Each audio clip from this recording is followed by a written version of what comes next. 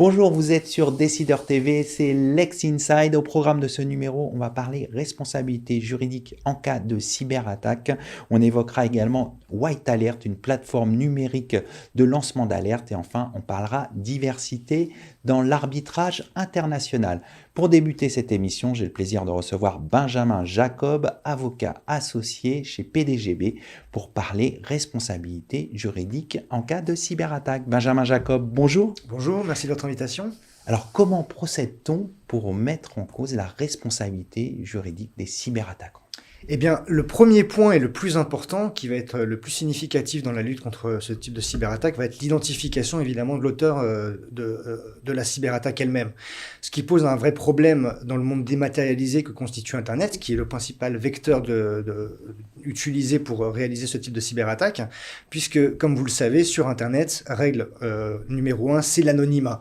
L'anonymat, qui est finalement le premier point difficile à passer pour le juriste, puisqu'il va falloir identifier l'auteur d'une infraction alors qu'il ne laisse pas de traces matérielles de sa propre infraction, et c'est donc des traces immatérielles qu'on va aller chercher un peu partout par divers moyens, et on va aller chercher la preuve de l'infraction elle-même, mais lorsqu'on ne peut pas la rapporter, on va aller essayer de trouver des éléments indirects qui permettent de mettre en cause la responsabilité ou de démontrer indirectement que l'auteur de l'infraction a bien participé à cette infraction, et ça va être notamment par exemple en traçant des mouvements financiers qui interviennent après la réalisation de l'infraction, puisque les infractions en cas de cyberattaque sont souvent par l'intermédiaire de ransomware, donc des fichiers informatiques qui vont venir crypter les fichiers et dossiers informatiques d'une entreprise et qui ne pourront être décryptés que moyennant le paiement d'une rançon. Quelles sont les principales difficultés rencontrées par les juristes en matière de cybersécurité ? La principale difficulté va venir justement du côté immatériel de tout ce qui a trait à Internet et des vecteurs de réalisation de ce type d'infraction. Et compte tenu de cette immatérialité, et dans un univers juridique où justement on a tendance à s'attacher à la matérialité des preuves, on va voir ce type de difficulté.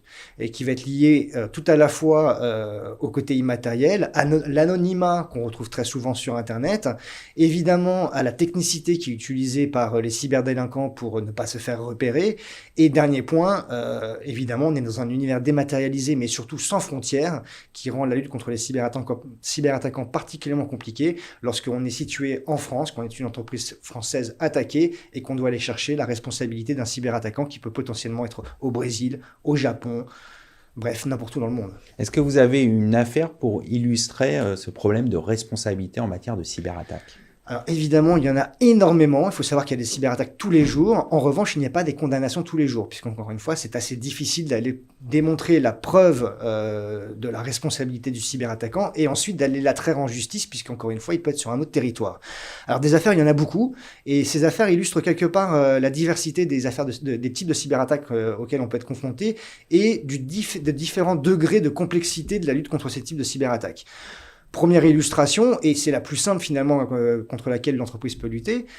Exemple récent, on a eu une condamnation en décembre 2020 d'un ancien employé d'une entreprise qui était justement le directeur des services informatiques de l'entreprise. Et juste avant d'être licencié, il a inséré un petit fichier informatique dans le système informatique de l'entreprise qui lui a permis derrière d'aller capter, aspirer toutes les données de l'entreprise, en ce compris ses données financières. Derrière, il se fait licencier. Qu'est-ce qu'il fait ? Il menace son employeur, sous couvert d'anonymat, de révéler toutes les informations qu'il avait pu collecter. Alors là, ici, ça a été extrêmement simple. L'avocat qui représentait l'entreprise a mis en place une procédure devant le président du tribunal, via l'article 145 du Code de procédure civile, qui permet à tout à chacun d'aller chercher des preuves avant d'engager un procès au fond. Et ça lui a permis assez rapidement d'identifier l'auteur de l'infraction et derrière d'en obtenir la condamnation. Autre cas, à l'inverse radical, extrêmement plus complexe, le cas par exemple du ransomware Loki qui avait animé beaucoup la presse IT ces dernières années, puisqu'il a infecté des milliers, voire des millions d'ordinateurs. Et alors on présumait qu'il était d'origine, qu'il venait d'un cyberattaquant localisé en Russie. Il s'avère que c'est un ressortissant russe qui a été arrêté, mais il a été arrêté en Grèce, puis il a été extradé en France grâce à la coopération internationale, puis condamné. condamné, mais non pas en qualité d'auteur de l'infraction, finalement de la diffusion de ce virus, mais simplement de manière très indirecte. Il a pu être rapporté qu'il était le gestionnaire d'une plateforme de crypto-monnaie qui permettait d'échange de crypto-monnaie, qui a été utilisée pour faire le blanchiment des sommes collectées via ce ransomware. Et derrière, c'est sur le seul fondement de ce blanchiment d'argent qu'on a pu l'inquiéter et le condamner.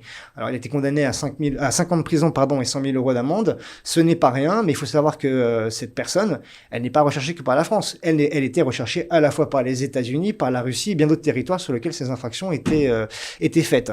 Ce qui montre encore une fois qu'on a pu avoir justice sur le territoire français. Reste la problématique d'obtenir justice sur d'autres territoires, ce qui va dépendre d'énormément de facteurs, notamment la coopération internationale et la possibilité d'extrader ou pas. On sait par exemple que la Russie n'extrade pas aussi facilement que ça ses ressortissants, alors même qu'il peut y avoir beaucoup d'attaques par ransomware qui peuvent venir de ce pays. Alors on voit que la responsabilité des cyberattaquants est difficile à établir. Comment on peut pallier à ces difficultés? Alors, la meilleure façon, encore une fois, de pallier à cette difficulté, elle ne vient pas du juriste, déjà. Elle vient de l'entreprise. Elle vient de l'entreprise à la fois par son service informatique, qui peut tout de même, évidemment, faire un énorme travail de mise à jour de ses logiciels, notamment systèmes d'exploitation, pour s'assurer de bien avoir la dernière version dans lesquelles auront été corrigées des failles de sécurité par leur éditeur, parce que, également, évidemment, les éditeurs de logiciels ont leurs responsabilités par rapport à la protection de l'entreprise. Mais c'est également finalement une sensibilisation des salariés qui peut être très importante. On sait qu'aujourd'hui, beaucoup de cyberattaques, notamment celles par ransomware, interviennent via des outils extrêmement simples. L'email que vous utilisez chaque jour. Alors, ça fait des années qu'on prêche dans les entreprises à faire extrêmement attention avant l'ouverture d'un fichier. Eh bien, malheureusement, c'est encore la méthode la plus utilisée par les cyberattaquants pour finalement contaminer une entreprise. C'est le manque d'attention du salarié qui, très rapidement, parce qu'il reçoit des centaines d'emails, en ouvre un dans lequel il y avait ce fameux virus qui permet aux cyberattaquants de faire ses méfaits. On va conclure là-dessus. Merci Benjamin Jacob d'être venu sur le plateau de Lex Inside. Je vous en prie, merci beaucoup.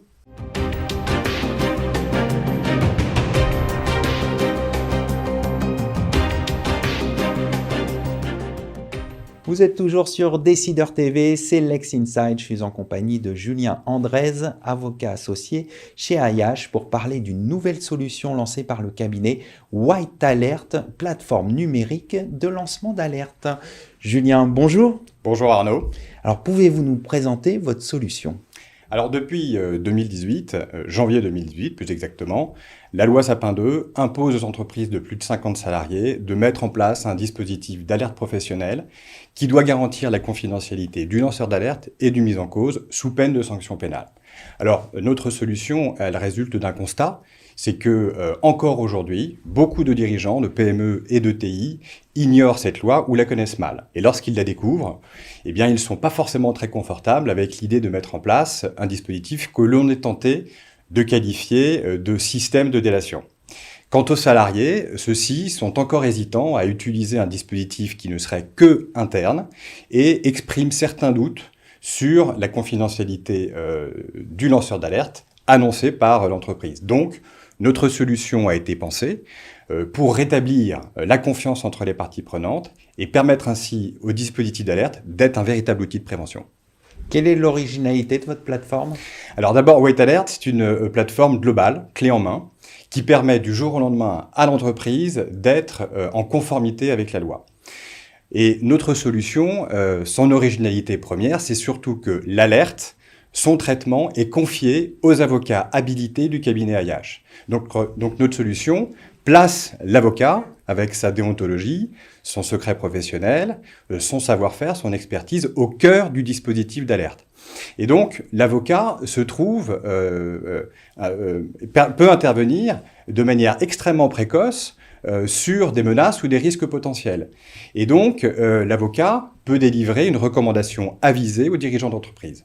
Le dirigeant d'entreprise, quant à lui, se voit ainsi muni de toutes les informations pertinentes pour cibler son action et prendre les mesures correctives afin d'éliminer les pratiques et comportements illicites. Donc White Alert, c'est une véritable solution de prévention efficace. Concrètement, comment ça fonctionne ? Alors d'abord, c'est très simple d'utilisation. On a en plus pensé cette plateforme en mode SaaS, donc elle est évolutive et est très facile à implanter au sein d'une entreprise. Et elle se présente sous 3 interfaces. Une interface lanceur d'alerte qui permet aux salariés de l'entreprise de se connecter au moyen d'un code entreprise unique pour tous les salariés. Ils se connectent à cette interface, a accès à un formulaire qui le guide dans le signalement qu'il doit faire afin que toutes les informations pertinentes soient renseignées.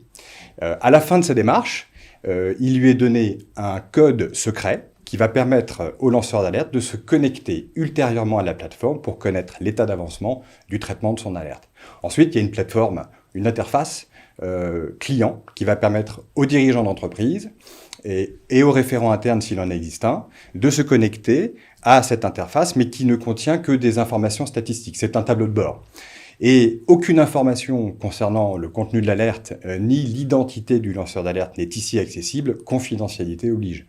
Et enfin, une interface pour les avocats du cabinet IH qui se connecte de manière sécurisée à l'interface afin de prendre connaissance du contenu de l'alerte, de l'analyser et de procéder à leurs fameuses recommandations. Alors, vous l'avez dit, la plateforme est évolutive. Vous avez déjà imaginé des développements futurs à l'aune de la proposition de loi qui a été adoptée récemment? Alors, déjà, on est en phase de lancement de la plateforme, donc c'est très récent. Mais évidemment, notre plateforme est par essence évolutive. Elle est déjà en conformité avec la loi Sapin 2 et elle l'est avec la loi qui vient d'être promulguée, qui n'est que la transposition de la directive européenne qui modifie légèrement la définition du lanceur d'alerte et du champ d'application de la protection de celui-ci. Donc notre plateforme est en conformité. On va conclure là-dessus. Merci d'être passé sur notre plateau. Merci beaucoup.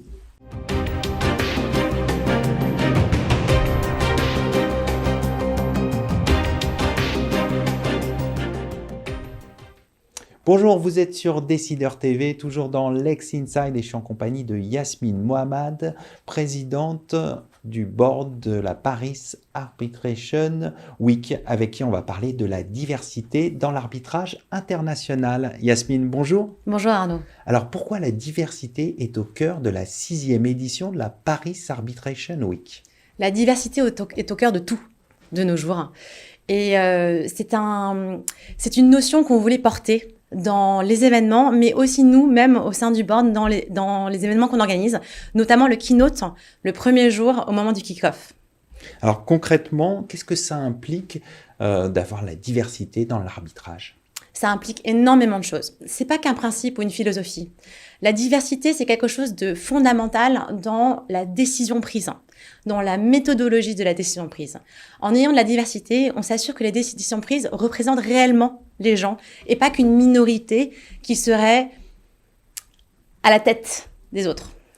Alors, est-ce que la question de la diversité est quelque chose à acquérir dans le domaine de l'arbitrage ou c'est quelque chose déjà de bien établi? Est-ce qu'il y a des progrès à faire concrètement? C'est très paradoxal, l'arbitrage international, parce que par définition, c'est très international. Donc, des nationalités très diverses sont représentées. Mais en même temps, comme dans toutes les professions, il y a une forme d'élitisme qui existe. Et c'est la raison pour laquelle on a vraiment souhaité mettre la diversité, mais dans toutes ses formes. Dans le genre, dans l'âge, dans la culture, toute forme de diversité. Donc, c'est pour ça qu'on a mis la diversité comme thème du kick-off l'année dernière, cette année, l'année prochaine, et on va l'examiner de façon différente. Et cette année, ça va être sur la méthodologie de la décision et en quoi la diversité donne de meilleures décisions. Alors, la Paris Arbitration Week se déroulera le 28 mars prochain. Quels vont être les temps forts, les principaux sujets de débat lors de cette Alors, il y a beaucoup édition de sujets. Il y a les sujets de l'environnement qui sera traité. Il y a le sujet de la corruption dans les sentences arbitrales. Donc, le kick-off dont on parlait, qui va être délivré par Mélanie Van Leuven, du cabinet de Reims-Caravi, qui va parler de la diversité, de la méthodologie de la décision. Et surtout, ça va être la première année du retour à la normalité, mais avec les acquis et les apprentissages qu'on a eus à travers le Covid. Et c'est la raison pour laquelle on a tenu à garder une forme hybride dans l'ensemble des événements. Parce qu'on s'est rendu compte que la forme hybride permettait à beaucoup de gens de participer à la Paris Arbitration Week alors qu'ils n'étaient pas à Paris, n'avaient pas forcément les moyens de venir à Paris ou ne pouvaient pas venir à Paris. Et donc, on a multiplié l'audience de la Paris Arbitration Week grâce à la virtualité. Et donc, on garde ce caractère hybride malgré le fait que tous les événements ont aussi lieu en physique cette année, ce qui est extraordinaire. Pour terminer, qu'est-ce que vous attendez de cette édition? J'attends une édition qui sera passionnante, pleine d'événements sociaux et académiques qui vont être passionnants. Et pour moi, à titre personnel, ce sera ma dernière édition en tant que présidente. Donc j'attends qu'elle soit aussi brillante que les autres et que celles qui suivent seront encore plus belles. On va conclure là-dessus. Merci Yasmine d'être passée sur le plateau de Lex Inside. Merci Arnaud. Merci à toutes et à tous pour votre fidélité. Je vous retrouve très bientôt pour un nouveau numéro de Lex Inside sur Décideur TV.